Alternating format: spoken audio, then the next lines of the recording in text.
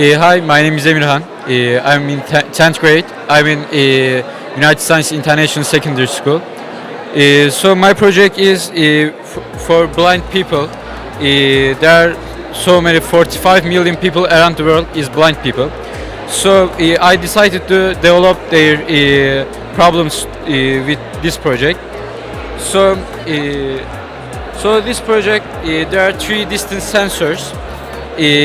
It will, when the distance came, it will directly touch the user's head, and when it's touched, it will the user can understand where the objects, where the something else came from.